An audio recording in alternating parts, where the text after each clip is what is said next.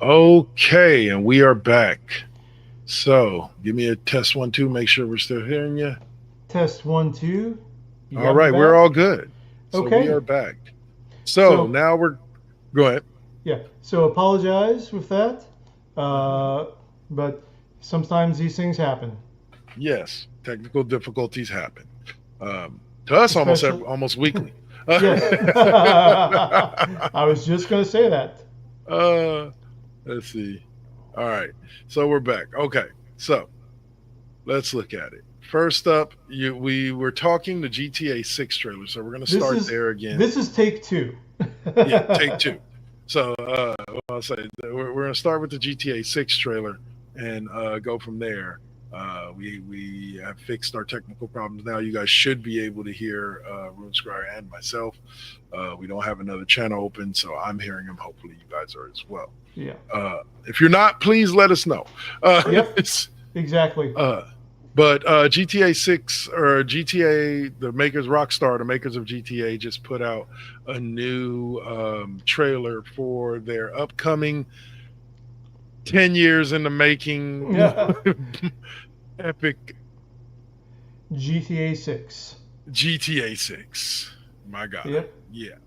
So it seems that we're returning to Vice City because last Yep. time we looked and could not get a pin on what time frame GTA 6 is supposed to take place in, but we are traveling back to Vice City. That was actually one of the games I played. So but graphically, as I was saying before when we talked about it, graphically, it's almost like it's right on top or right there where I'm willing to pay that 60 $70 for the base version of it. I doubt I'll buy it like you were saying, I'm not as invested in the deluxe versions with all the tinker toys and the bells and whistles. I'm more invested in just the game. Hmm. So I'll probably buy it, but we'll see your Yep. thoughts on the game. Yeah. Oh, you're asking me for my thoughts on the game? Yes. Yeah. Yeah, I'm not big invested in GTA. I think the only one that I've completed has been GTA 3. Okay. So, I think me but too. yeah, it's it is what it is. Yeah. So, and we can't play every game. We have to make our Right. choices. Games So come out too often yeah, to try to play every one of them. yep. And we're going to talk a little bit more about certain factors with when we get to our video. Finally, get to the video game segment. Yeah. Yeah. Actually, we got a lot of hot topics for this week's video game Yeah. segments. Can't wait for them. But here's the good thing about GTA 6, and here's one of the things. How impressed are we with the PlayStation 5's like processor and that those graphics supposedly, according to Rockstar, is were PS5 graphics, and those were taken directly from the game. Yeah. So, hey, again, when games are beautiful, like people don't understand. Like if you went back and looked at the game Sewer Shark right now, for those of you who ever had a Sega CD, you know what Sewer Shark is. Uh, it would probably make you laugh. Like this is just horrible, pixelated, just. But at the time, that was top of the line graphics. I Yep. went out and bought a Sega CD specifically to get that game and those graphics. Matter of fact, I can honestly say that I didn't own all of them for an extended period of time. A couple of them I traded in to get to upgrade to newer systems, but I've owned just about every system except for the GameCube at least once in my life. I even owned a TurboGrafx 16 Yep. with Bonk and the football game that they had, the baseball game. Like, yeah. Yep. So, but anyway, uh, but yeah, but when you look at these Splatterhouse. graphics, Slaughterhouse, yeah. I'll Splatterhouse. say Yeah. Hmm. or Splatterhouse, sorry. Yep. I'll say, but also, but yeah, GTA 6, man, these graphics on this PlayStation, like I said earlier when I bought GTA or Gran Turismo GT uh 7 the other day, and my God, the graphics are so amazing. Yeah. Like on the cars, talk about looking realistic. Only thing I don't like is that it used to be you could go in tune your car like in your garage, and you could change the color in your garage. Now you have to go to the tune shop to tune up your car, and you have to go to this other place in order to change the color on it. Hmm. Because I've had a thing since the original Gran Turismo.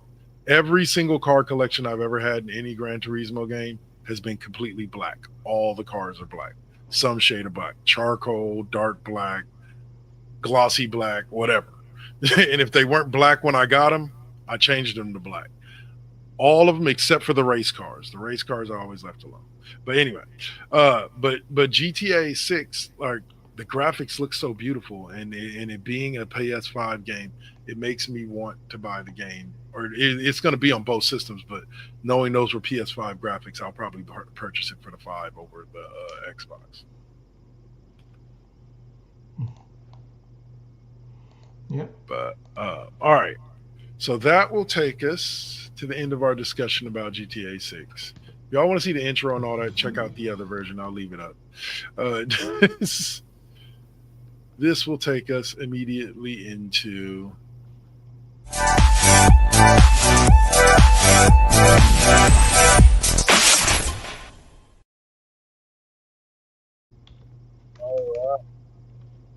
And we're jumping directly into pop culture news with Rune Skraya. What do you have for us today, sir? Okay, so getting back to what we were discussing, real quick recap. Hasbro is suspending all pre-orders because of tariff uncertainty. So no, no big loss in my opinion, because Hasbro hasn't done anything for the past 10 years, but just repackage existing characters outside of Star Wars. They haven't brought anything new to any of their IPs that they have. So they're just now FOMO nostalgia selling. Of course, because they're gonna squeeze them cash.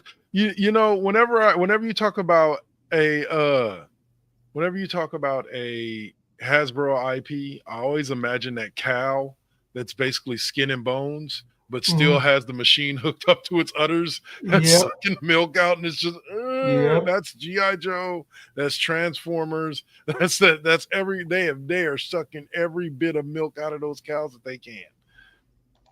yep.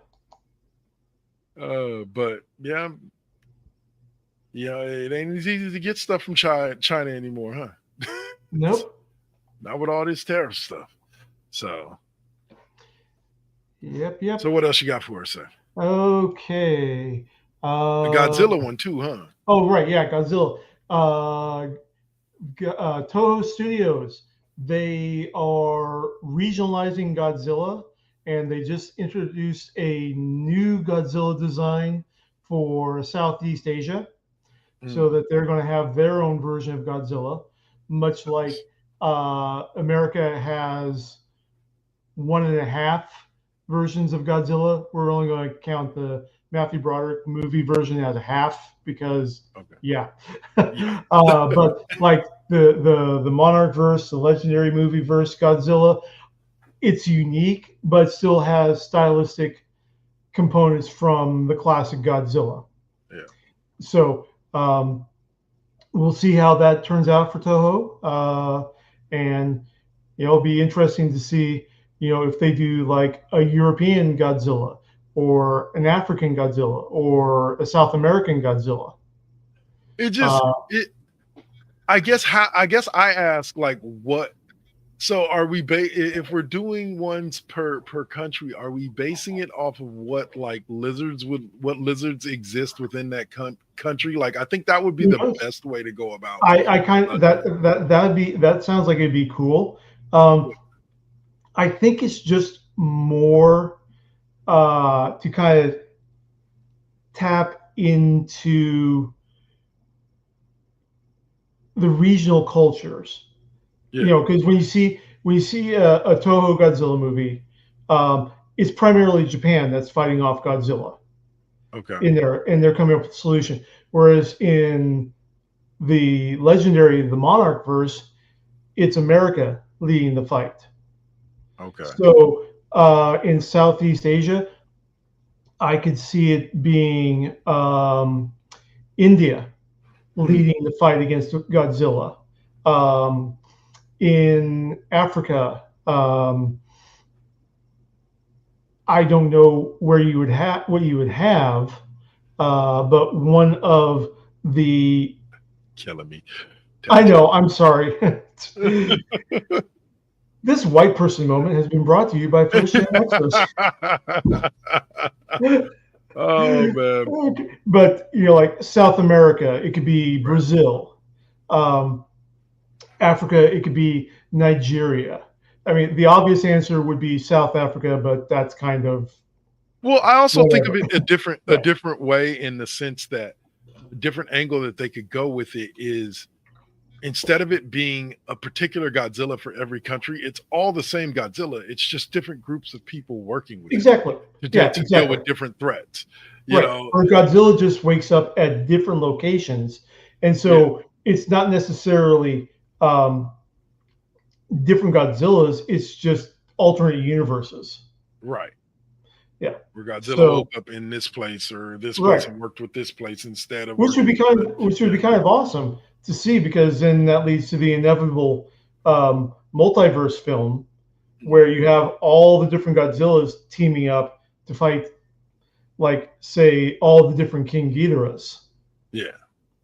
Actually, that would be super cool if you had like Yeah. a if all of a sudden one of Godzilla's villains figured out what was going on and started figuring Right. out how to travel between the dimensions to talk to the And other yeah, versions of himself. Yeah, remember Pacific Rim, the basic concept of Pacific Rim was that the aliens were drawing these kaiju out from an from a different dimension, and they're really. bringing them forward. Yeah, I didn't realize that there were aliens involved. Like I am so lost on that part of Pacific Rim. I just got that okay, creatures were coming up out of the right, right, whatchamacallit, yeah, and they dropped one of the things in there. But yeah, okay, go on. But yeah, like yeah. I did not know that part of So I was just excited. It's like, oh god, we're going to get a Pacific Rim Godzilla crossover. That'd be awesome. Where the aliens bring in like say King Ghidorah and Godzilla follows, and of course um, the um,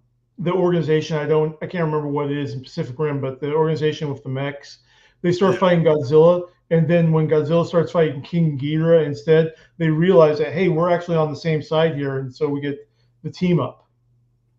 I'd like to see that. I'll definitely watch it. I definitely Yep. invest. Yeah. Okay. All right. So let's move on. All right. So, what you got? Something else for us, or I don't think so. I can't okay? remember. Well, I got Hang this on. one from on my own and from you from your Yeah. post. The what is it?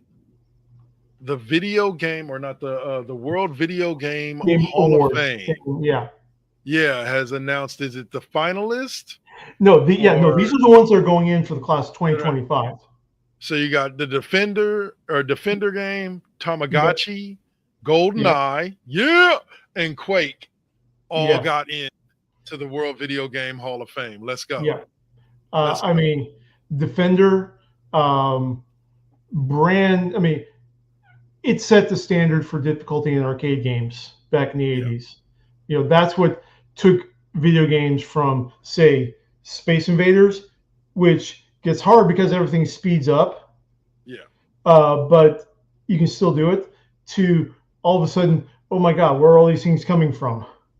And yeah, it What was the really upped name the. of Go ahead. sorry, I didn't mean Asteroid. That was it. I was like, Yeah. what was the name of the one where you were in the little ship and you kind of spun around in circles and you had to shoot the little blobs, well, they're Yeah. asteroids, and That's your destroy them all. Yeah, that's your senior moment for the show there. You don't remember asteroids? Oh man, yeah. Well, what's funny is what I was the reason why I was trying to remember it the way I was is that uh Quake is greater than Doom. Yeah, a lot of people feel that way. I think there's a lot of people that prefer Quake. But my aunt used to have this gaming system that was stood about like y'all can't see the table, but like it was about maybe 3 feet high, and it Yeah. had doors that opened up on the front and a little like joystick in the bottom and like one or two buttons. and you could play games like it was a bunch of preloaded games like Asteroid and a Yeah. couple of other ones that you could sit there and play. And I just remember playing that with my cousins for hours on end. And that's what I'm my we my were talking about. ultimate Yeah. my Go ahead. ultimate goal is to get a sit down cabinet of the Star Oh, Wars arcade game. nice. Okay. Nice. Second life goal, sit down cabinet for the Star Trek arcade game that Okay. came Okay. out around Wrath of Khan, where See, you're piloting the Enterprise. Um, yeah. I would love to see somebody find me. Okay. You remember Golden Tee, Castro Valley, Oh yeah, yeah, right? yeah. Okay. Used to go there all the time. For a period of time, I want to say it had to have been like 95, 96, 96, 97, like somewhere around there. They had this game and it was a hologram game. Mm. And you had to control this dude and you had to make him like dodge like fireballs. And he shot back. I think he was like a cowboy or something. But Mm-hmm. like nobody can tell me the name of this game and nobody can remember this game. But it was the first ever like hologram game I ever saw. And actually it's one of the only ones that I've have that are not virtual reality that I've seen since. And so like, but I'm still trying to look at it. So YouTube, Twitch, out there in the video, out there in the internet sphere, help me find this game. Dang it, I can't think of the name of it. I haven't played it in over 30 plus years, but it still sticks with me. So the World Video Game Hall of Fame is just about like digital devices throughout the years. Yes, Yeah. because I'm trying to understand, was Tamagotchi really a video game? Yeah. So and interesting thing is that Tamagotchi got the nod for this year's class, but guess what got passed over for this year's class? What's that? Mattel Electronic Football. Ha! No, that was my game. That was everyone's game back in the day. Time Traveler, was it? Okay. Okay. Mm-hmm. Thank you, Tech Tinkers. Appreciate Yeah, you. Shout you've out. been big today, man. Thank you very Yeah. much. Yeah, 1991 Sega, designed by Rick Dyer, huh? yeah. Okay. Okay. But yeah, I mean, I mean, electronic football. You young kids don't know, Yeah. just how mind blowing that game was At the where, time, yeah. at the time, where you This. could take the game on the go and portable Mhm. and simple play, Yep. simple play, and yet we were spending hours on it. Man. We were spending car rides from one end of California to the other Yep. playing it. Uh, Yeah, but again, it makes me feel old that there's a video game hall of fame and things from my childhood are now like yeah, not my early childhood. I was good when it was like stuff that came out when I was like 3-4 years old, like 80, 81.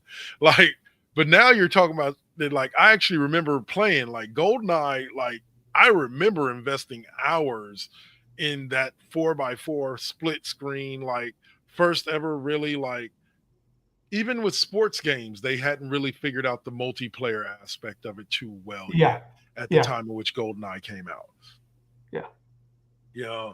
And GoldenEye is in the same system, is from the same system that brought us WWF No Mercy. GoldenEye was the outside of Halo, there was Halo, and there was GoldenEye for team team up multiplayer first person shooters, yes. and those were the gold standards. And I'm going to make myself really old here by saying this. We should all probably be Gen Xers here. Yeah. This is back when you actually had to, like, I was just explaining this to my daughter the other day. We didn't have online play. Like back then, you had to go to somebody's house, go and sit in their living room with them. Split screen multiplayer. Yep. Yes, it did. Yeah, almost more than Monopoly and Uno. Almost. He said split screen multiplayer destroyed so many friendships. Yep. Yep. Dude, why'd you unplug my controller, asshole? Anyway. uh, Or of course the classic oops. Oops, yeah. But yeah, you actually had to go to people's houses. Like you couldn't play a dude on there were games that you could on your PC, but on the console there weren't games you could play with people all the way across the world. You couldn't have a homie in Spain and jump on and play GoldenEye with them. Well, now you can because it's on the you can play it on Game Pass. But like you had to actually get on your bike or ask your mom and dad drive you over to your friend's house and go sit there and play video games. Mm-hmm. And so, yeah, GoldenEye was kind of the epitome, the peak of that time. And then Quake was kind of like an early peak for PC users. Definitely. Did you play Quake? For a little bit. I didn't really have a game that could handle a gaming rig that could handle Quake.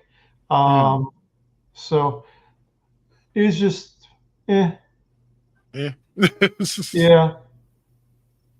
Not a real big fan of the game, but hey, it's getting into the Hall of Fame. Oh no, yeah. I mean, I will recognize it even though I didn't. Yeah. I will be honest, and to God, and I hate to say it like this, I've never played a game of Quake in my life. He said Quake was satanic. Nice. Not Megadeth Countdown to Extinction. Yeah. So that was Let's see. I had also started talking about the fact that Thunderbolts did hit a milestone. So we don't have to talk about the actual movie itself, but it did hit a milestone as it passed the $100 million mark after it's only third weekend being out. Tech Tinker was talking in the earlier stream about the fact that it's number 2 right now behind Minecraft. Yeah. And climbing. So, which I've heard good things about Minecraft too. Yeah, but for all the hate that it was getting, Captain America: Brave New World still outperformed Thunderbolts in its. According to this, it says it's performing. It says according to this article, it says with 130 million expected by the end of the weekend, it's around 53% fall from its opening weekend, which shows that Thunderbolts is performing much better than Captain America, which dropped 68% from the first weekend. Okay, so that's just on pure percentage points. I'm talking about like actual dollars. Captain America: New World Order had a higher opening, I believe. Gotcha. Much higher opening because it was I want to say Brave New World was the first Marvel movie in like what felt like a couple of years. Like we had gotten a few TV shows and stuff, but it was the first Marvel movie in a while. Yeah. I want to say the last one not a couple of years, but in the previous summer was the last one. Yeah. But yeah, so congratulations to Marvel, man. Hopefully this means an upturn. I'm going to go probably see it this weekend. Hopefully this is an upturn for them and we can start seeing them have the success that they had with the original Phase 1 Marvel. So, all right. So with that, I know y'all just got us back like 25 minutes ago, but we're going to go on ahead and take a quick commercial break and we're going to come back and talk some WWF wrestling. They had a pay-per-view this weekend. No, the Backlash pay-per-view took place yesterday. We're going to talk a little bit about that. Also, a surprise return from Monday Night Raw last week in the ongoing story with Seth Rollins. So we got a lot of wrestling to talk about. Stick with us here on the Cheap Pop Podcast. Saint, unfortunately, is not with us this week. Won't be with us this week, but he will be back next week. Yeah, because he's he's got something about whatever today is, Mother's Day or. Hey, never mind. No, all the mothers I know live across the state, and my mom, God rest her soul, passed away about 5 years ago. Yeah, so I apologize for that crack, though. Yeah. So, but yeah, but It's all good. we love all the moms in our lives and watching our stream. And a happy Mother's Day out there to any mothers Yep. watching. All right, y'all. So we'll go to commercial break and we shall return. You got to keep it. Keep it. You got to keep it lovely. You got to keep it. Keep it. You got to keep it lovely. Sex comes right after the struggle. I ain't even giving up on whatever I wanted. The tragedies I've seen, I can't even stomach. Most of y'all weak as shit and would've started running. Every time I make it back to the crib, I'm thankful the Most High let me see all of it. Grateful I'm lovely, and I'm being real with this. Please don't judge me. I'ma stay on my shit. I'ma keep a grind mode button, push it, make it do something. No balls for me, cause I'm a loose cannon. I get to choose, camera switch it up, look up a new banner. Keep smoking on that banner. First of all,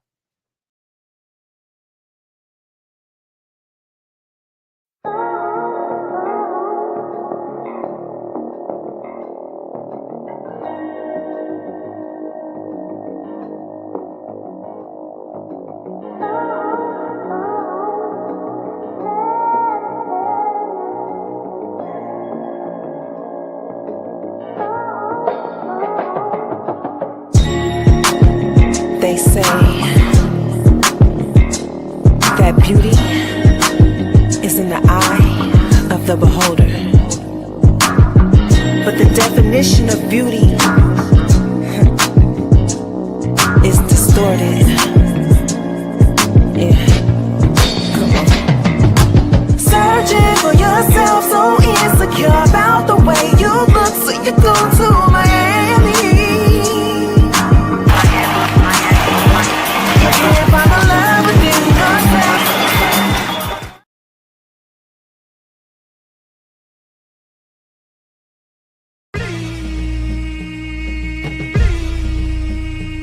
This is now versus then. This is now versus then. Get on your mark, let's go. This is now versus then. Burning up your radio, still turning up the heat with Poetic on the flow. Got you moving to the beats with the Saint as your host.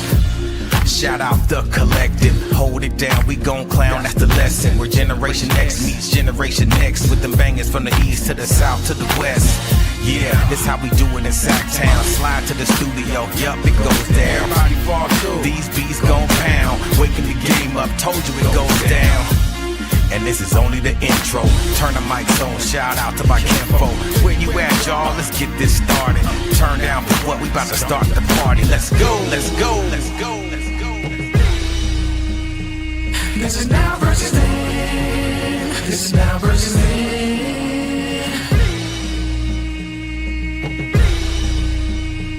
This is now versus then. This is now versus then.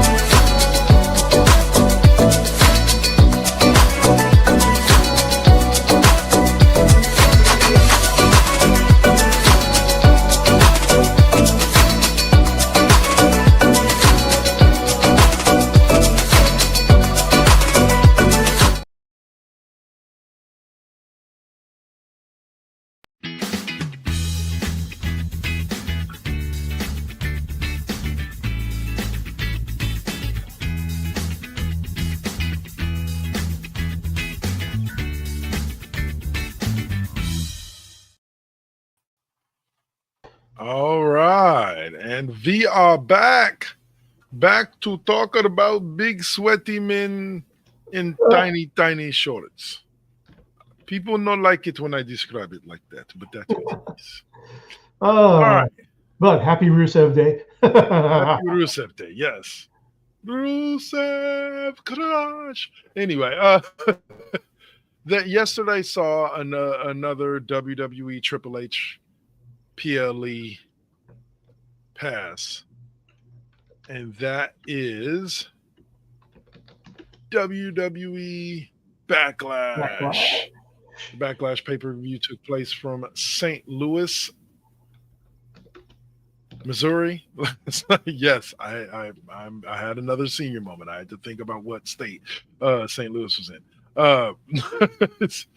And it saw only 5 matches, surprisingly. Mm-hmm. But I think that I said this before, and I'll say it again real quick right now. I think that Triple H is going to go to most of the pay-per-views in between to be able to give more talent some time off. Most of the pay-per-views in between the big 4, WrestleMania, Royal Rumble, WrestleMania, SummerSlam, and Survivor Series, are only going to be 5 or 6 match pay-per-views because there's no real need to have anything longer than that. We don't need 8 matches every pay-per-view. It doesn't need to be almost 4 hours for every pay-per-view. You know, last night was actually a perfectly paced 3-hour PLE. Yeah. So, not to mention, I love the switch in the terminology. It's not pay-per-view anymore. It's a premium live event. Yep. Hey, man, it's how do you say? It's definitely wordplay on a very high level. It's just like you're still getting the same product though. But anyway, though, but this pay-per-view I thought it opened up hot. It opened up with Fatu versus McIntyre versus Priest versus Knight. And I will say that I am happy that Jacob Fatu retained, but I was thoroughly impressed with the entire performance of all 4 men. Mm-hmm. Like 100%. Like, I'll say Drew McIntyre. Actually, I'll be honest, after last week on Friday, this last Friday, I was kind of in the thought process that Fatu may be dropping the belt to Drew McIntyre. Yeah, and so I don't know. Like, but he didn't. Jacob won. Yep. So there is one spot I wanted to. What's up? Great match. Good. Just good in general. Yeah. Good pacing, good open to the show. There was a sequence though where Drew McIntyre was hanging in the tree of woe. They had just kicked who was it down on the ground? Was it Priest or was it Knight? I think it was LA Knight. Oh, right. Yeah. Well, here's the thing: is Damian Priest and Drew McIntyre were essentially non-factors because they were just pounding the ever-loving crap out of each other throughout most of the match. Very much so. Yeah. Very much so. But yeah, the Tree of Woe spot, like he was there. I can't remember. I believe it was LA Knight that was laying on the ground. But as Fatu gets up on top of the rope to go do I believe flying splash. Yeah. LA Knight, or not LA Knight, Drew McIntyre sits up with the fucking abs of steel and fucking grabs Fatu off the top of the rope, flips him. Fatu does a swinging or swanton bomb onto LA Knight, rolls up, stands up right as McIntyre falls out of the Tree of Woe and is laying there prone in the corner and runs and hits him with the booty bump to the face in the corner. It was one of the just most beautiful sequences I've seen in a WWE match in a very long time. Yeah. Like give me more of that. Those 4 working together, give me more of that. And yes, he was incorrect. By the end of the match, McIntyre and Priest took each other out with Priest hitting McIntyre with what's that called?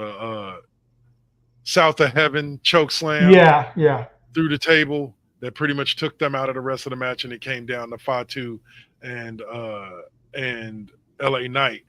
Now, I didn't see where Jeff Cobb, who debuted at the pay-per-view, I didn't see what his interference is. I just saw that Jacob Fatu ended up retaining. Yeah.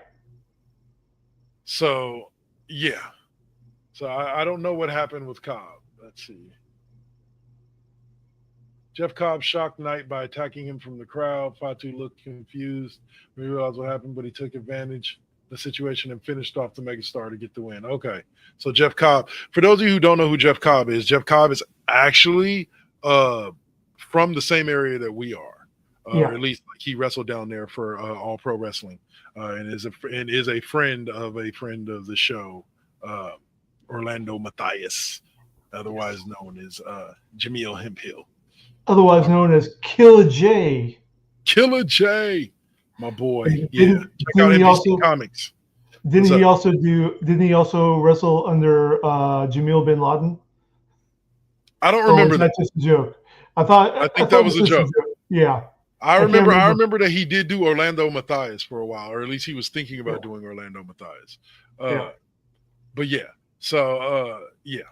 But yeah. So Jeff Cobb, congratulations to him making his Yeah. WWE debut as a part of the bloodline. The internet gag is that he doesn't really look Samoan, but you don't Yeah. really have to look Samoan to be part Samoan. So I don't Yeah. understand what that's all about.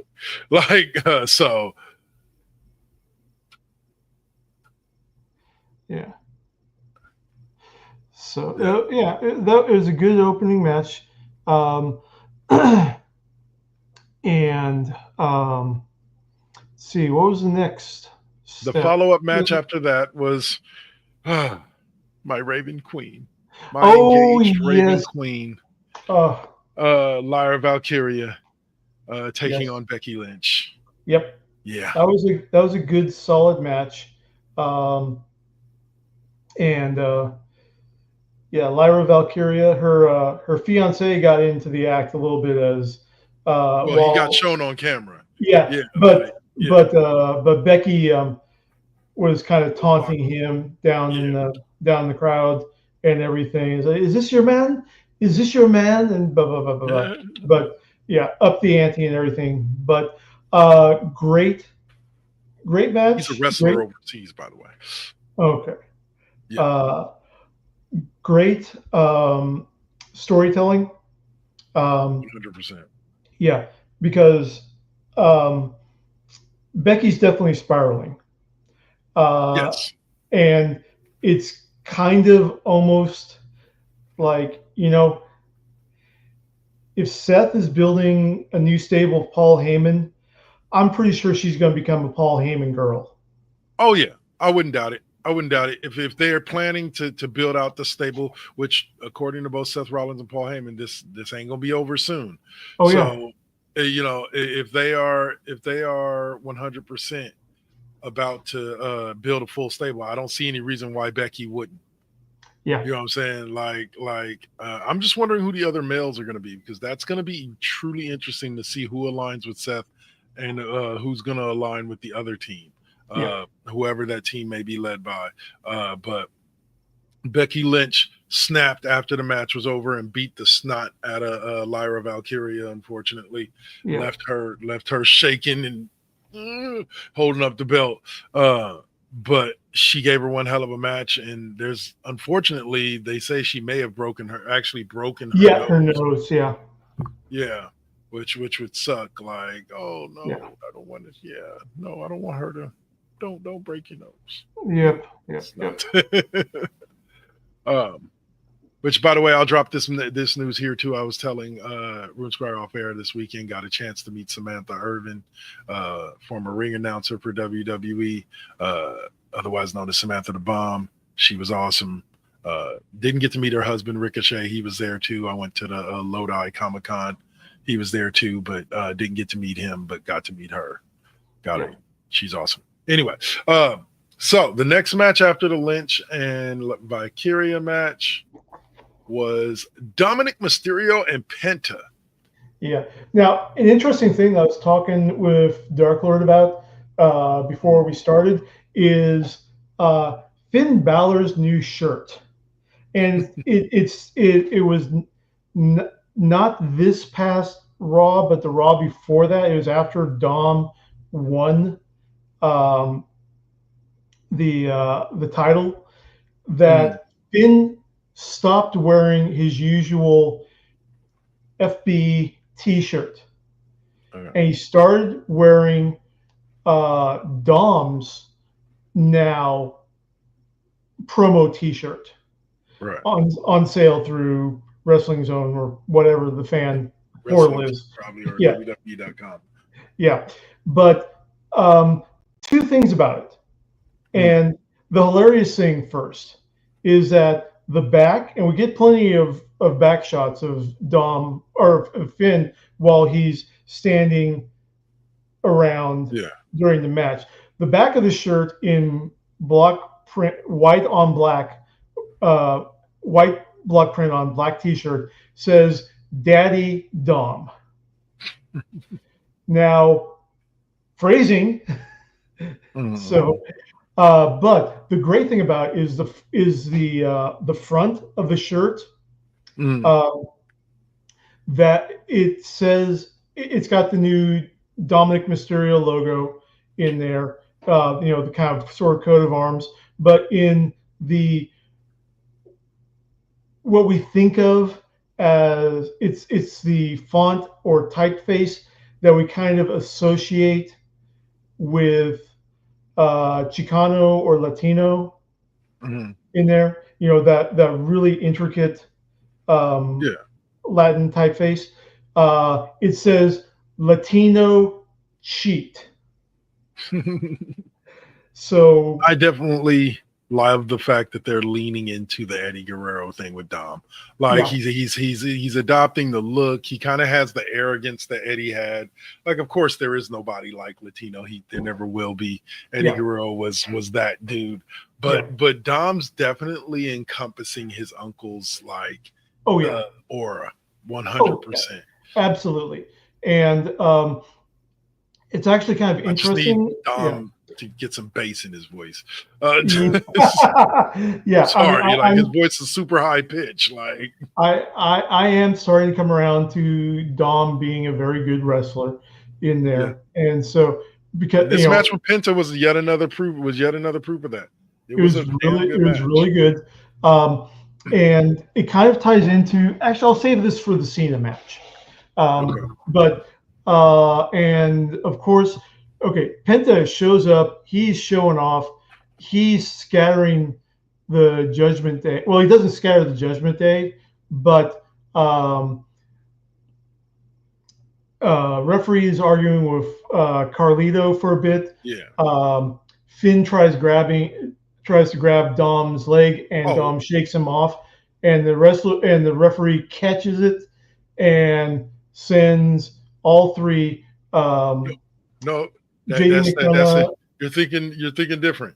When he sent them to the back is when Carlito had him distracted, and Dom had Penta lined up for Finn to give him a shot, and Finn said, "No, hold on," and Finn went and got a chair. Finn turned around with the chair, and then by the time, right as he went to go try to hit Penta, the ref turned around and was like, "What?" And he like drops the chair, and Dom lets Penta go, and he's like looking around, and then the ref sends them all to the back. And I thought at that moment Penta just might win. But of course, we get a hidden interference from Chad Gable. El Grande Americano. How dare you? How dare you speak of him like that? Did you see the sign? Americano numero uno. But did you see the sign in the crowd? I can't remember if this was Backlash or Monday Night Raw. El Grande Americano is a DEI hire. Dang. That was a crowd sign. That's pretty dope. Can't remember if it was Monday or last night, but yeah. Okay. Oh, I guess we should notice, or no, we'll talk about the next match because next match is. So Penta gets screwed by El Grande Americano. Dom retains. Yay. Yeah. So, but I am coming around to Dom. As a legit wrestler in there. And I think that that's a good thing that they're focusing on him, because I think that for so long he's been under the shadow of the Judgment Day as a stable, and under the whole son of a Mysterio bit. He's coming into his own, and it's 100%. Good to see that. Yeah.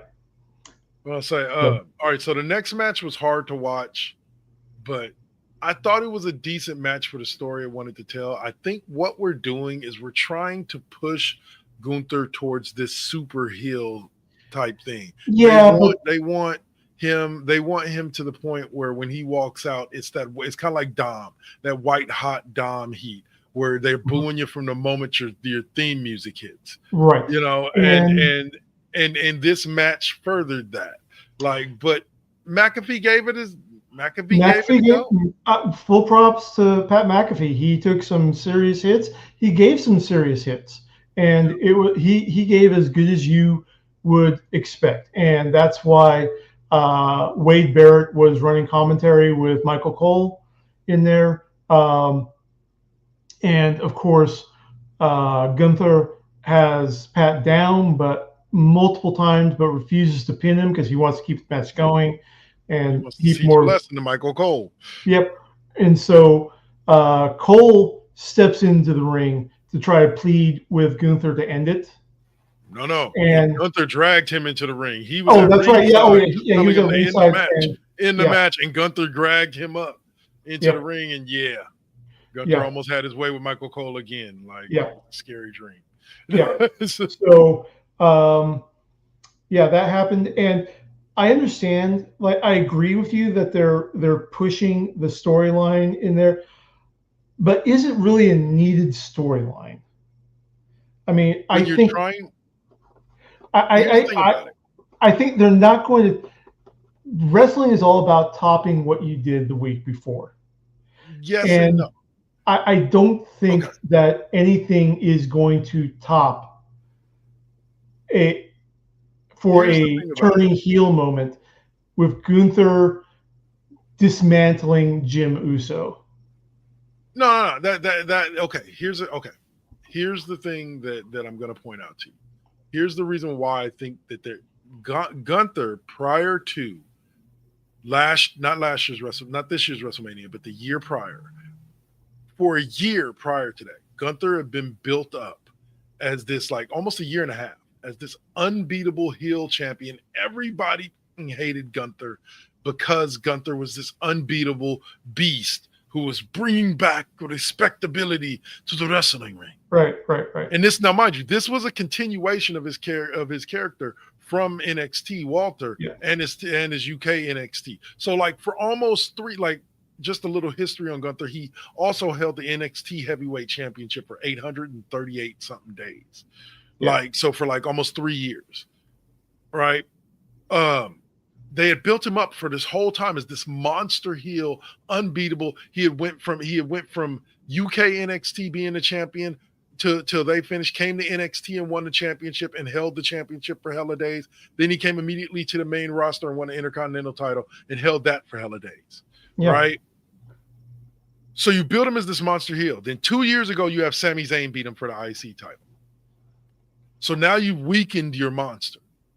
You strengthen him back up and have him win the world championship, only to have Jey Uso, which is another unlikely and to an extent unbelievable character, come and beat him at WrestleMania for the title. So now you have to almost to an extent start back at step one of rebuilding Gunther as that monster heel. I can, like, and so because there's a level of not credibility. I don't want to say that because Jey Uso is, as far as the backstage, as far as the visual look of it, Gunther lost a little bit of credibility losing to Sammy and then Jey in 2 years. So you kind of have to start building him up again. Okay, I can accept that. So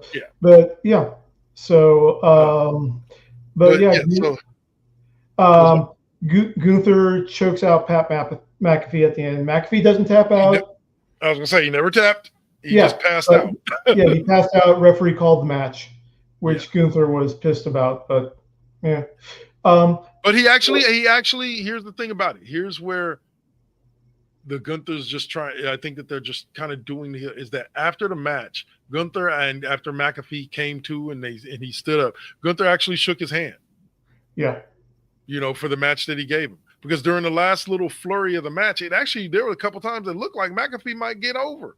Yep. He had Gunther in a chokehold, in a couple chokeholds, really strong ones. So So at the end of the day, like, Gunther shook his hand and walked away knowing that, like, he had taught them a lesson.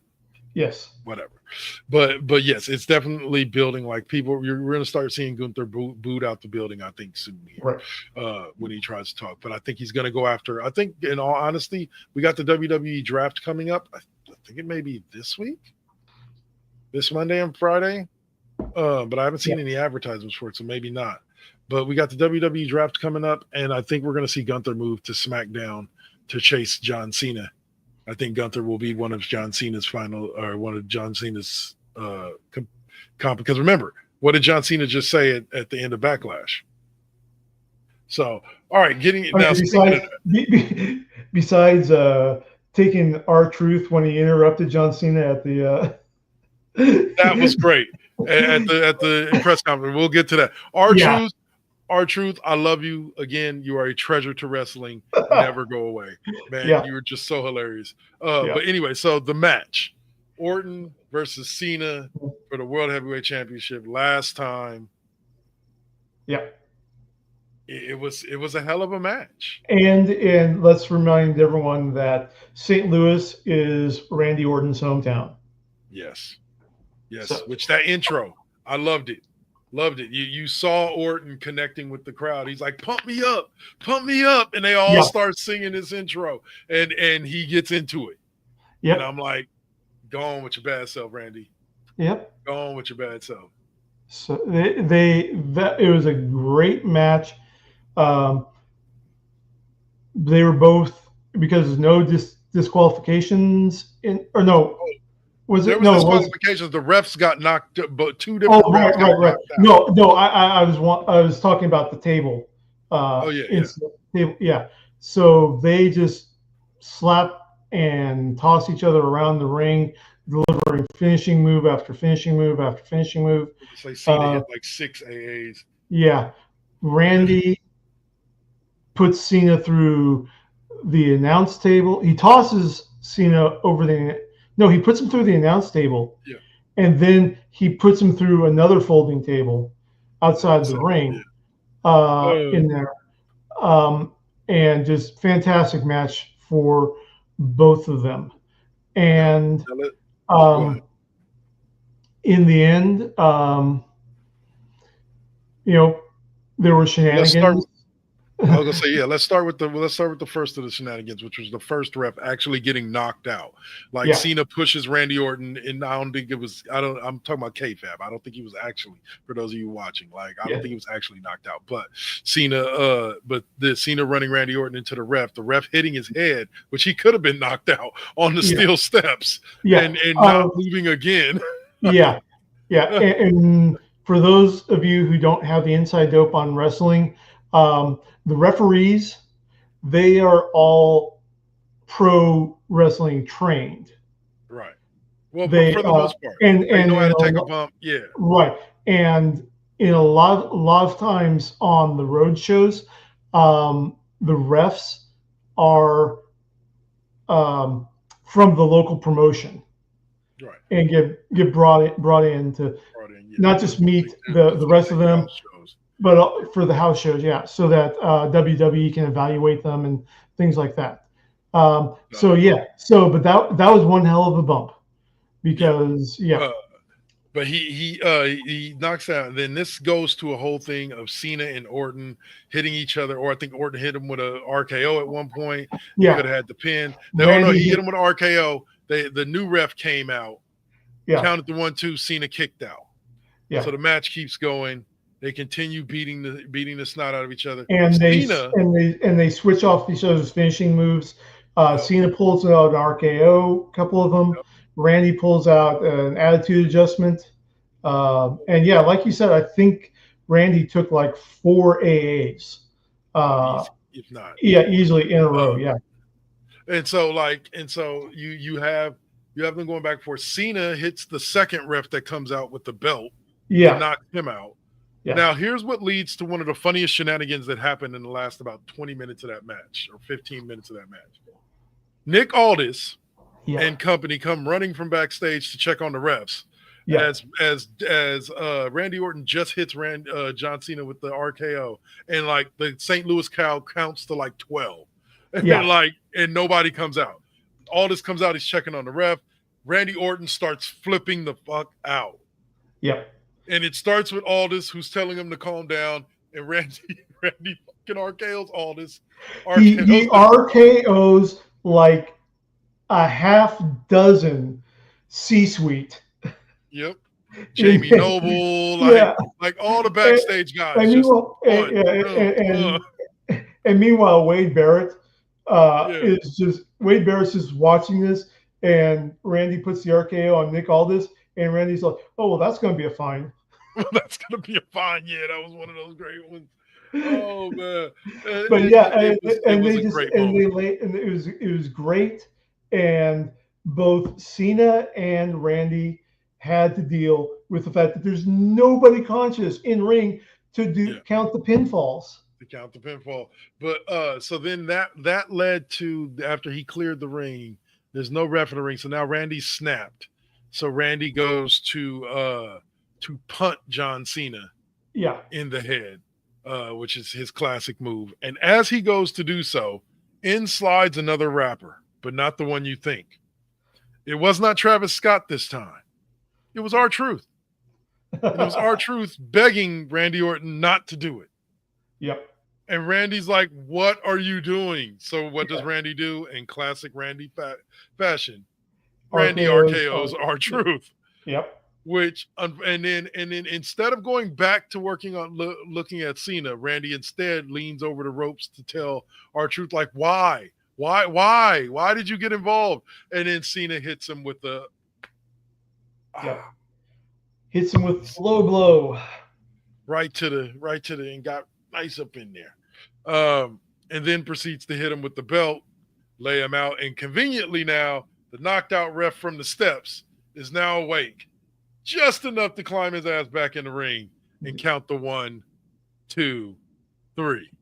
Yeah. Also part of the shenanigans, before the second ref came in, Cena had Randy pinned, and it was for a long pin, but the ref gets in there late and counts it and only gets to 2 before Randy recovers to kick out. So it was happening back and forth. Oh yeah. And so it was a like I said, very interesting match. And again, this is where I talk about what I was talking about a little bit earlier about the Gunther situation. What were Cena's words when he climbed up outside of the last real champion? He said, what I need is competition. Yeah. So I think we're going to see a bunch of big name male stars get transferred from the Raw roster to the SmackDown roster to fill out John Cena's heel run as champion. Yeah.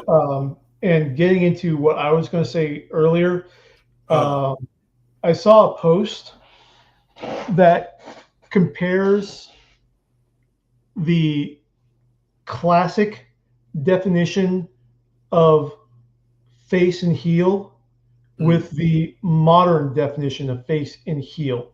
And we all know, back in the day, baby faces were the good guys, heels were the bad guys. Yep. But good guys were the good guys, bad guys were the bad guys. Yep. Right. There were very, very little tweeners. Yeah. Now there's been a subtle shift in that. Yeah. Faces are the wrestlers who give the crowd what they want. Right. Regardless of what that might be, regardless of any morality in there. Right. Heels are the ones who deny the crowd what they want. Again, regardless of ethics or morality play or whatever in there. Right.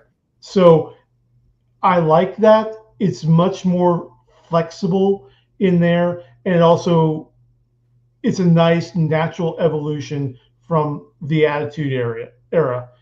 Yeah.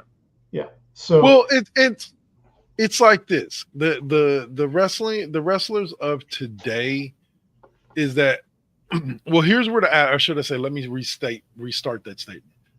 Here's where things kind of changed was during the Attitude Era with the advent of Stone Cold, Triple H, The Rock. Yeah. Where these were bad guys, DX, who would do bad things, but the crowd made the choice to cheer them. Right. They were supposed to be the bad guys. Yeah. And the crowd all of a sudden made a choice to cheer them. People like Razor Ramon, and stuff like that. And what do you do as a booker when your top bad guy is being cheered? And it was just due to a shift in societal norm and what was, and to an extent, not necessarily completely what was bad and what was good, but you had a lot of anti-heroes that were popular during that time as well. You know, so it was kind of the age of the anti-hero, so to speak, and WWF/E played right into it during the Attitude Era. And now you don't really even have anti-heroes anymore. And we're getting slowly but surely shifting back to the bad guys are the people that do bad things, and the good guys are the people who don't. The problem with it is that Cena was one of your last good, pure good guys. Yeah. You know, and so like you don't have many of them. Like Chad Gable started out as that guy until he started doing shady shit. You know, is what Chad Gable does wrong? No, not really, but it's shady.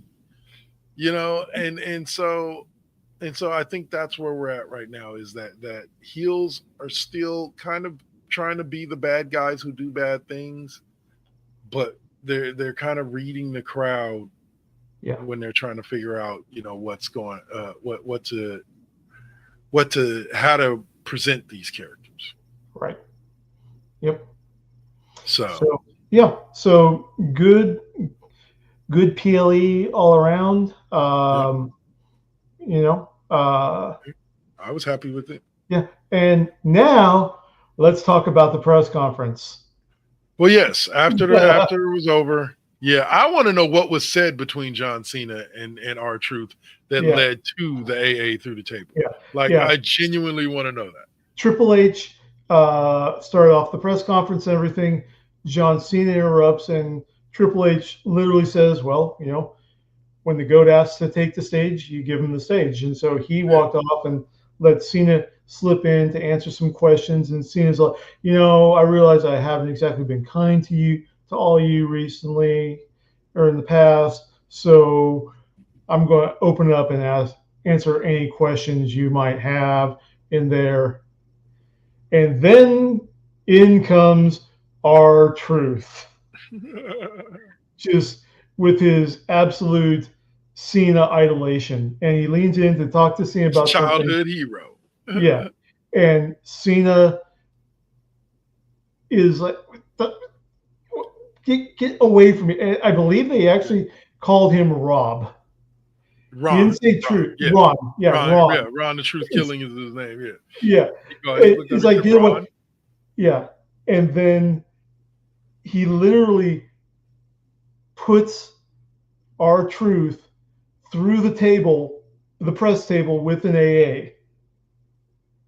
Damn. Oh, that was just, R-Truth, man, on RKO and an AA in the same night, man. I feel bad for you. I feel bad for you. But you see, here's the thing, is that if Cena goes to SmackDown, we're going to have the R-Truth Cena show for the rest of the year. Cena's on SmackDown. By Okay. virtue of holding the WWE Championship, the WWE Championship, he's a SmackDown brand wrestler. As well, the World Heavyweight Championship is the Raw brand wrestler. Okay. So by virtue of that, he's on SmackDown. But I don't think we're going to see Cena again. Like, I think we may see him this week, and then we probably won't see him again for like at least another few weeks. Okay. But like I said, we do have the second PLE coming up, or not PLE, but pay-per-view, pay-per-view like event coming up at the end of the month with Saturday night's main event. So that should be fun. Well, it's going to be it's going to be Saturday night's main event along with Worlds Collide and Worlds Collide is June 7th. June 7th. Okay. So so it's Worlds Collide and Money in the Bank, same day. Yeah. Right, but I believe Saturday night's main event is May 20, is like the week before. Probably. But it's the Tampa one. Yeah. I think it's an NXT pay-per-view is what it is. Okay. And then that's happening that weekend. And then we've got the what are they doing in Riyadh this year? Oh, the whole big year. Yeah, it's not Crown Jewel. Crown Jewel is going to be at Perth, Australia this year, and Yeah. like I'm August. trying to think. Hold on. Yeah, hold on. You said which one? The Riyadh show.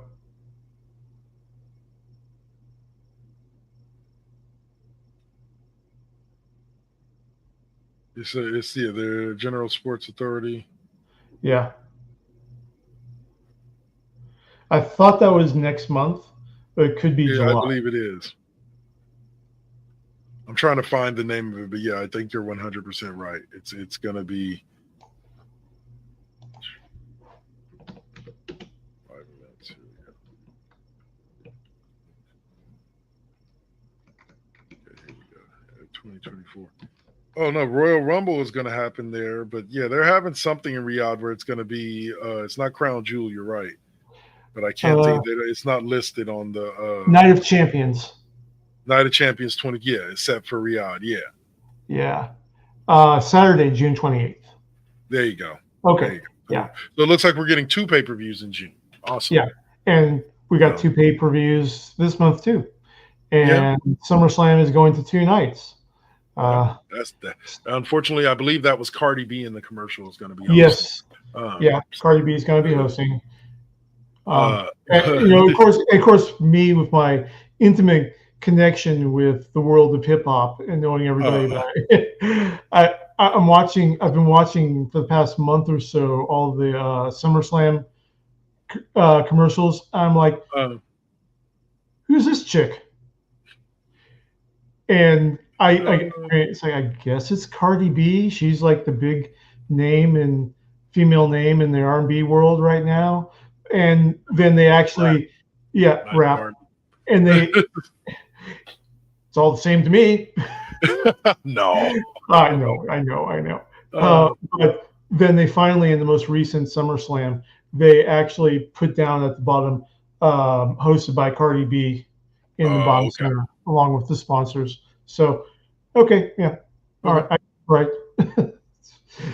All right. So that will take. Actually, before. One more thing. Yeah, go ahead. We forgot. Let's give a moment of silent immemorial for Sabu, who passed away the other day.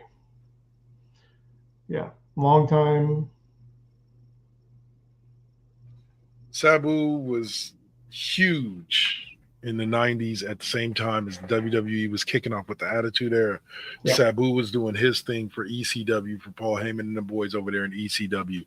And if you ever want to see what extreme wrestling can be, do not tune in to AEW. Go back and watch ECW. Specifically check out Sandman versus Sabu. They had an amazing feud. Check out Sabu versus Rob Van Dam.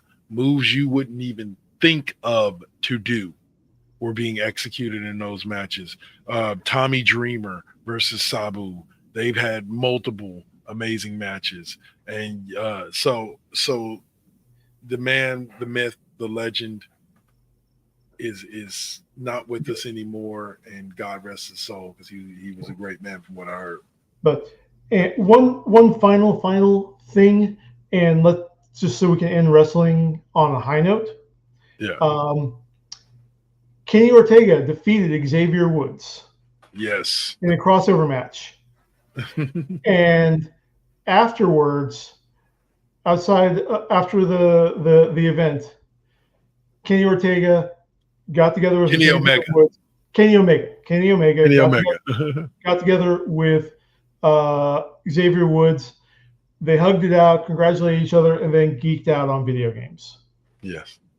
So there was a couple of promos cut there at the very beginning and at the end, and announced that video games was the common ground that they could find between each other. Yeah. Although there's not much like from my side to your side, as Kenny Omega said. But it's those two, like, Kenny Omega has been on Xavier's YouTube channel a bunch. Like, they're completely best friends, outside of wrestling. And so to see them enjoying that, and despite all the tribal wars of the IWC, seeing the wrestlers themselves enjoy each other's company and have Yeah. fun. Yeah. It was great. It Yeah. was great. It's nice to break away from the kayfabe every so often and just be real. So. Yeah. All right. So that will close us on wrestling for right now. And we'll move on to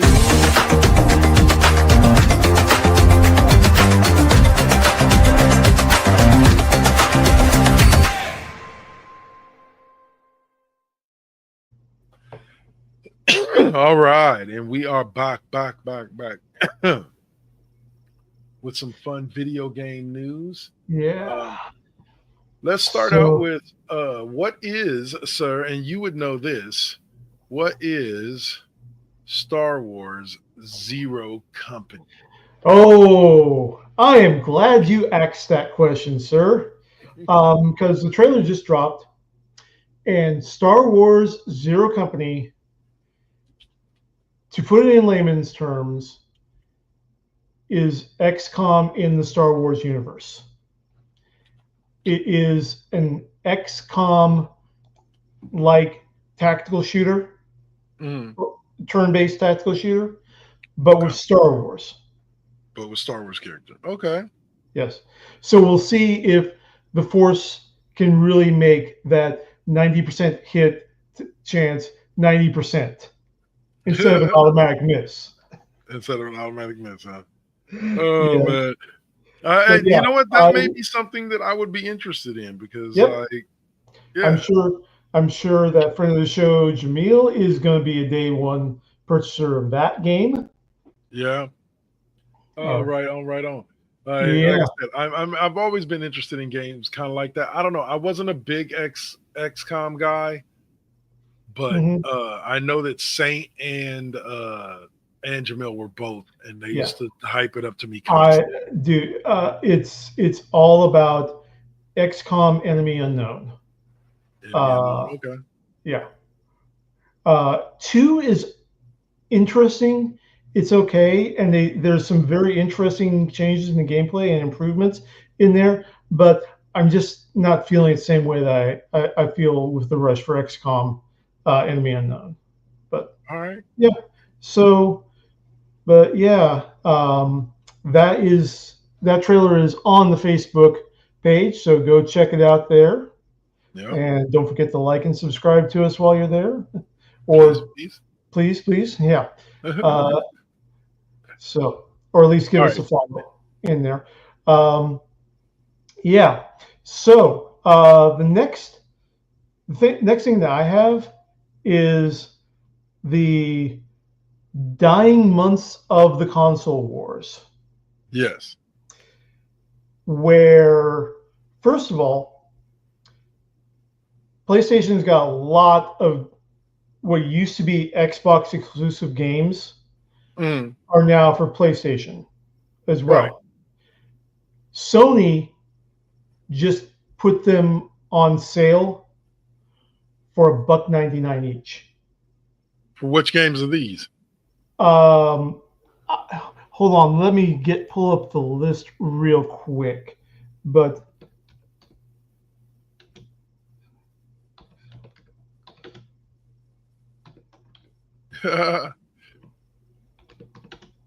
yes, some of us still play consoles, Tech Tinker. Some of us still play consoles. Well, he was asking Room, by the way, for you if you played Fortnite with the new Star Wars content added. I am not Fortnite. I'm not going to cast shade on it. It's just not my thing. So I've seen the videos of the X-wing and the TIE fighter in the Fortnite universe. It is pretty sick. Yeah, no, I'm going to try to do all three, PCs and both gaming consoles. Okay. It gets expensive, but we'll see. Okay, so here we go. PlayStation Store makes Xbox exclusive only $1.99 for PS5 users. Okay. Okay. Oh, it's only one. It's not everything. So I misread the headline in there. Okay. So one of the final Xbox. Okay. So one of the final Xbox games, exclusive games before Xbox opened it up, Stubbs the Zombie and Rebel Without a Pulse. Okay. Okay. I Yeah. might jump in and Yeah. I checked out Skyforge for the first time the other Yeah. day. Interesting game. Yep. Interesting game. Yeah. But continuing on with that, Mhm. now that Xbox has opened up their exclusives to Sony Yeah. in there, apparently there's a discussion among game developers. It's like, why should we even develop games for the Xbox anymore? See, I wouldn't see it like that. I would say why are we doing anything console exclusive anyway? Like I would That is the better question. Yes. like why at this point in time why are you and I said this in an earlier episode of Cheap Pop, why are you cutting off your arm to spite your face? Right. Would make so much more money. I'm not saying you have to, Exactly. like you can. I remember back in the day, certain games would come out for the Xbox first, and then eventually you could get them for the Xbox and the PlayStation. Right. Yeah. You can still do that. And You know what I'm saying? same with Sony. So Right. there are certain games that would come out first for Sony, and then you get them for both. Right. And Like that's how you maximize your money, because Yeah. once you've overtapped the PC market, then you can tap the PlayStation market. Once you've tapped the PlayStation market out, you can tap the Xbox market, and it keeps a consistent stream Right. of revenue coming in for that game. Okay. And it makes even less sense now. And gird your loins, folks, because I'm actually going to say something nice about Yay. about AI. Oh, but yeah. Okay. Because there's a difference in source code for PC, Xbox, Sony, and Nintendo. These all four use different programming languages. You Yeah. used to have to hire a crew That could, yeah. to switch from one to the other. Now, the process can be completely automated. Yeah. So why not code for PC first? Yeah. And then transfer to consoles. Okay. Which this is going to get into my next story. Yeah. Just keep that question in mind as we finish this point up, because it's going to tie into my next story. Okay. So continue on with the discussion. But yeah, so no, what I was gonna say is that you kind of already have a basis for what we're talking about out there, in the fact that games like Madden, games like NCAA football, games like NBA 2K, and the success of the show as a cross-platform game shows you that there's a lot more money to be made in allowing things to be cross-platform than there is now. What they need to work on in the online area is getting us all to be able to play with each other, just one, whatever system you're on. If you're on a PC, you're on a PC. If you're on a PlayStation, you're on a PlayStation. If you're on an Xbox, you're on an Xbox. If you're on a Switch, you're on a Switch. And we can all play in the same universe, Right. in the same game against each other, cross-platform. That's the part that they really need to work on. That was actually, 15 plus years ago. That was actually the plan for DC Universe Online. Yeah. Because it came out for PlayStation and it came out for PC. And the plan was that they were going to get to the point where it's cross-platform play, Right. where PlayStation players could play with PC players at the same time. I want to say that they did the same thing with Command and Conquer for the Xbox. Possibly, yeah. It was just a little more complex than they were expecting, and they're just we're just now at about the coding competency level to be able to make that happen. Gotcha. Okay. And so they're starting to get talk about that more. So Tech Tinkers dropped a couple of gems on us about the games for the Xbox are irrelevant. He was with you there anymore with the Microsoft Game Console and the release of Windows 12. It's all the same platform as Xbox is running Windows 11 now. However, Xbox is Microsoft that wants 100% backwards compatibility, Compatibility. which is why they're leaning on AI to make it all work together. The point that he brought up after that, which is the one that I wanted to get your opinion on, he says cross-platform is king, but wait till they finally move to 100% cloud. They want to make they won't have to make different flavors for one game. They just for make one game, for all platforms. And, yeah, and exactly I am here for that too. The only problem, and like I said, this is also going to tie into my next question, my next point. Topic. But I think that your kind of an idea of your idea is a good way forward, where instead of exclusivity, it's limited exclusivity, where it comes out for Xbox or PlayStation or Nintendo for, say, half a year first, and then the other console and computer and whatever get released in there. So now you could even do things. Go ahead. Go. You go first. I was just going to drop in there that you could even do things like what they were doing with the console exclusives later, where if you own an Xbox and you got it for the Xbox when it first came out, you get this set of characters. Like if it's a fighting game, you get this set of characters. But if you get it when it comes out for the PlayStation, you get this set of characters. You know what I'm saying? In addition to whatever the base characters are. Now, here's the key thing to it. But all the characters are available eventually. Just with the PlayStation, you have to unlock a different group of characters than you have to do with the Xbox. Or PlayStation characters would become available on Microsoft for a microtransaction, because we all know the game devs love the microtransaction, or at least the C-suite does. So and you may have to wait for a little bit for certain people that are going to be in the limited exclusion version for a console. You have to wait for that version to come out before the others, before you can unlock them on another console and everything. So yeah, but to talk to Tech Tinker's point, there is a substantial difference in price, in real price, between having a console and having a top-of-the-line gaming rig. Really? Yes. It's not. It's getting closer.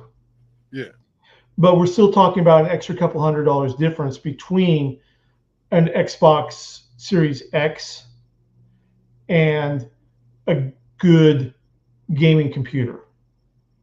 Well, I think it depends on what it's can run most games, gaming rig, and then there's top of the line.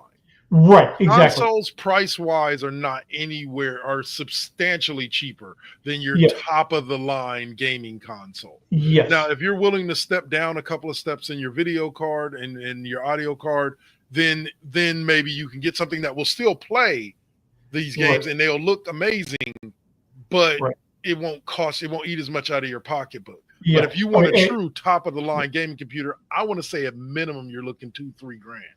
And so like consoles in that particular case, despite their limited ability as far as compared to PCs and custom ability, that's why consoles are they're creeping up there. Trust me, because I don't believe consoles should be up there near $1,000. Like no, I don't need $1,000 console. I might as well buy a gaming rib at that point. Right. So you've basically got 3 tiers now. Yeah. You've got PC gaming, which is the higher upper tier. You've got the Xbox Sony tier, because really the only difference between Xbox and PlayStation are the games that are available for it. I mean, let's just be brutally honest about it. And then you why have my solution has always been just own both. yeah, and then you have Nintendo Switch down at the bottom, which is the cheaper console. It's not going to be running the same high-end games, but it still is fun and entertaining, especially with all the nostalgia games that they have. Very much so. Okay, And my daughter's looking forward to. She wants to save her money to get a Switch too. Well, now we're going to get into my next story, which ties all this up together in a neat little bow. Okay. Nintendo has stated publicly that they reserve the right to brick your Switch. Yeah, If they find out that you have modified it in any way to run emulation games or anything that is not officially authorized by Nintendo, they can remotely brick your Switch. Yeah, I'm good on that. And it's funny. I'm gonna bring up Tech Tinker's comment, but like what he's saying, like this is exactly why that can't happen. What you're saying right now is exactly why that can't. Here, I'll bring it up right now. Yeah. He said Sony and Xbox will get priced out. We will all have GPU-less home PCs, and the Nintendo Switch will dominate the living room. Right. Man, yeah. not if these mofos gonna be bricking switches at will. Like, they're not. No, I'm sorry. They ain't gonna get beat in, and I'm just gonna jump out. It's not like Nintendo's especially litigious when it comes to copyright preservation. Yeah. So that's the downside that's Nintendo showing their Wario side right now. Right. Yeah. Terms of service that we all agreed to. Yeah. No, I'm gonna start reading them just because of that. I'm gonna start reading the terms of service. They ain't getting me. Oh, you'd be surprised what gets slapped into some of the terms of service for bigger stuff. Here's the thing about it. Like, I was a little pissed when I first started with Amazon Prime because I literally bought the entire series for The Big Bang Theory. It wasn't until I downloaded the Amazon app to my computer and I realized I could actually download those files onto my computer for myself, like that I was like, okay, cool, because I'm going to be pissed if Amazon go out of business or Amazon shuts down Prime and all of a sudden I can't access all the like thousands of dollars worth of video and movies that I've bought through them. No, you miss me with that. Give me back my money then. If you're gonna let me take it with me, give me back my money then. It's the reason why our friend of the show, Jamil, will never be he always is a proponent of physical media over digital media for this exact reason. Speaking of physical media, I actually purchased last night in honor of my mother and father, because the album reminded me of them, from a knickknack shop at Lodi-Con, a knickknack booth at Lodi-Con, Stevie Wonder's Songs in the Key of Life with the whole lyric magazine where it had all the lyrics to all the songs, and it was the dual album one, and it was actually the vinyl. Yeah. $30, great buy. So, but anyway, I know that wasn't video game related, but it was just like I'm with Jamil. I'm with Jamil there with physical media over digital, even though I've basically gone digital with buying all my video games. I don't think I've bought a physical.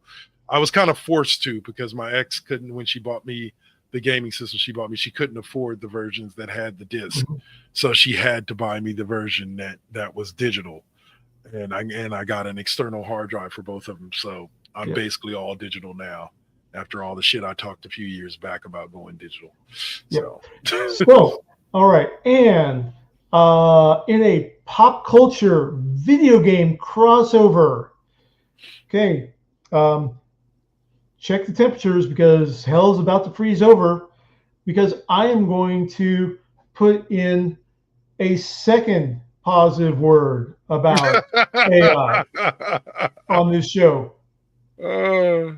Okay, I can't wait to hear this. Okay.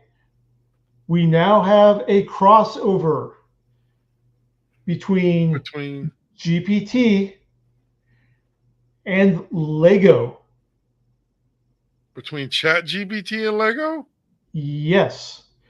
And What what it is this does, crossover going to be? it allows you to put in text inputs of what you want to build, and even if it's not like an official Lego set, They'll find you the instructions to build it. yes. Trained on a data set of more than 47,000 Lego structures, can build over 28,000 unique 3D objects, including bookshelves, tables, chairs, cars, ships, guitars, and more. I'm going to say this. I said this, I believe it was our sophomore year of high school. Me and Jamil's. I looked at him after watching a commercial in which they had new Transformers where you press a button and Optimus Prime would say, "Roll out." His lights would start flashing and everything. Megatron had a little saying he would say.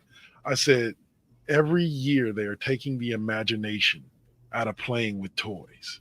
I was like, they got toys that talk for you now. You ain't got to do the little voices no more. It's just, and now this is another level of that. You don't have to use your imagination to build things with Legos anymore. You want something, just type it into Chat GPT and it'll bring up the instructions, the step-by-step instructions. Yep. Where's the imagination in that? I want to see that bookshelf that's like leaning sideways, but somehow still works. Because the kid put together. That's what I want to see. I don't want to see a perfectly built bookshelf from Lego instructions step by step. I want to see the shit that was messed up. Like, yeah. Every year they take the imagination out of playing with toys. How? Why? I don't know.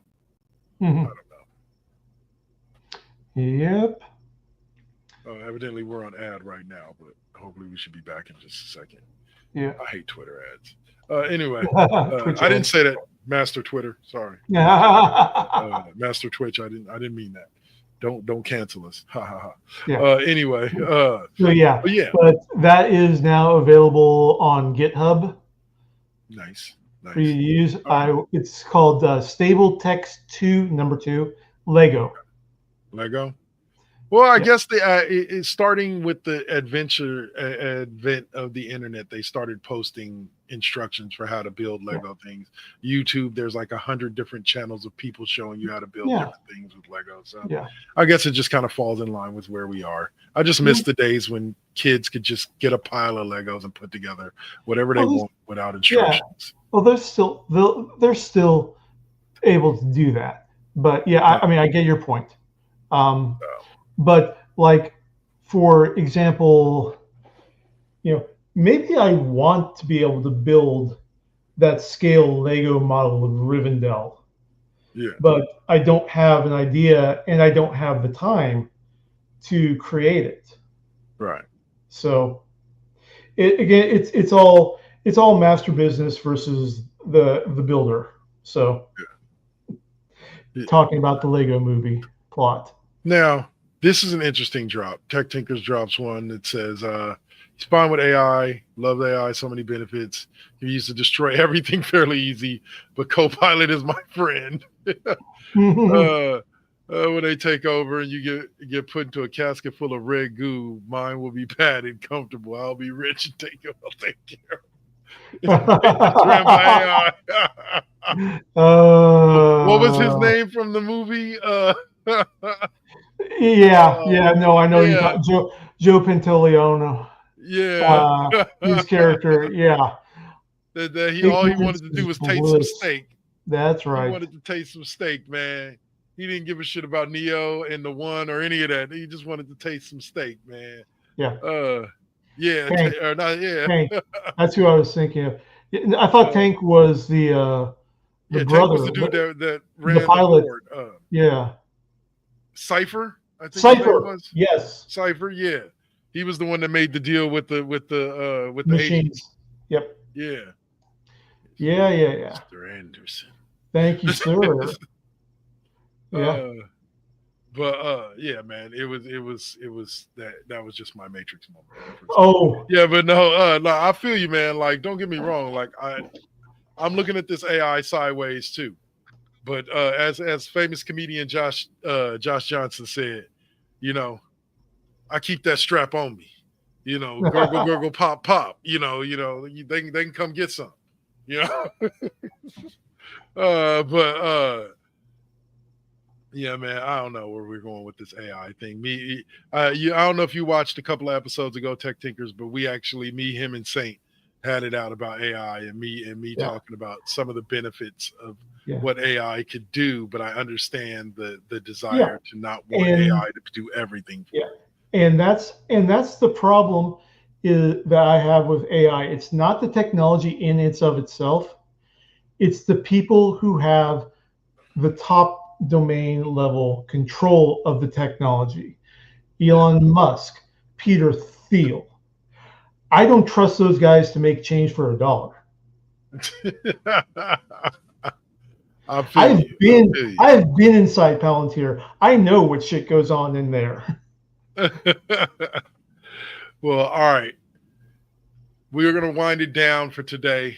Yep. I want to thank you guys for bearing with us through the technical difficulties and everything else. Hope you enjoyed the show. Tech Tinkers, thank you for joining us. Thank you for Thanks all a your lot, input. man. Yeah. And you gave us some great stuff to talk about here. Yeah. Next week, hopefully, we should have the Saint back. It'll be the 3-man board, and we'll have plenty to talk about. We will have plenty to talk about because someone didn't watch episodes 4 through 6 of Andor for last week. Yeah. T-Pop, not going to name names. Today, the shame falls on me. We talked Andor last week. We talked episodes 1 through 4. I just hadn't seen 5 and 6. I just hadn't seen 5 and 6, and I haven't seen 5, 6. No, I finally saw 5 and 6, but I haven't seen 7, 8, and 9. Right. When all the shit comes down. And I will watch those. And we have the finale coming up this Tuesday, right? Yes. Yeah. In a couple days, we've got the season finale for season 2 of Andor, and it is absolutely fantastic. It is a sprint to the finish. High stakes in there. And it literally still continues to have extreme relevance in the modern day situations we are finding ourselves in.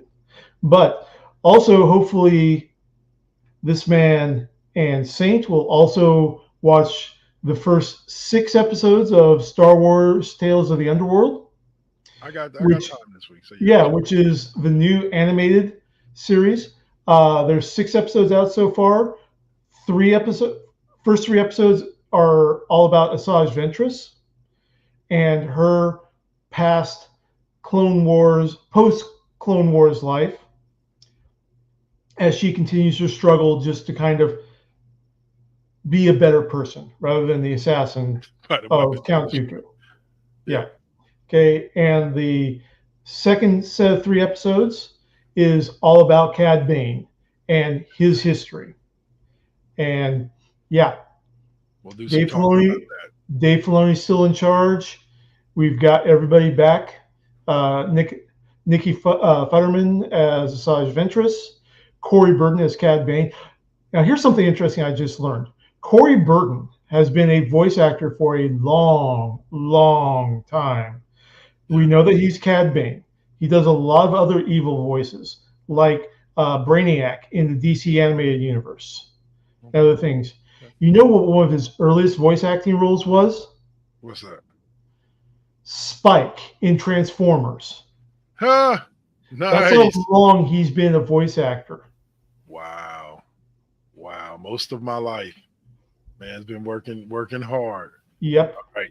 So we'll stop talk there and jump into our favorite final segment, which is, where can we find you next?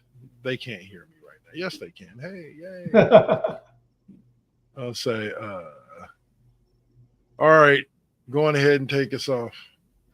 All right. So I took the last week off, as a lot of people noticed. So I am going to get back in tonight My body is semi-ready, I guess. Just the dealing with being, starting off at midnight my time and going for a couple hours and being 50 years old with back issues. So I just need the break. Yeah. They don't mix Okay. well. So we're going to try to get back on tonight. So I will make an announcement a little later tonight. All right, cool. And then for me, as you see right there on the screen, you can find me tonight, 6 p.m. Pacific, 9 p.m. Eastern. So in about an hour and a half, coming back with O'Malley to talk sports. We're going to be talking about the Warriors Timberwolves series. We're going to be talking about the Thunder Nuggets that's all tied up at 2-2, and we're also going to be talking the 2 series in the Eastern Conference, as well as just kind of talking the NBA playoffs and NFL offseason as a whole. So be sure to join us for that. Warriors Timberwolves, they're at 2-1 Warriors, or are they tied at 2-2? 2-1 Timberwolves. Oh, 2-1 Timberwolves. Ooh. Yeah. Okay. So that's going to be a rough, fun conversation with O'Malley, and it'll be our first night back with the glow up. We didn't go last weekend because of the Warriors game 7. So we are going to go this week. So be sure to join us at 6, and we will see you guys next week. Yes, it is rough being a winner, ain't it? Back issues from carrying so many teams to victory. Yeah. All right, y'all. Stay blessed. Stay up. This has been the Cheap Pop Podcast. Like I said, hopefully Saint will be back next week, and we'll see you guys then. Peace. Yep.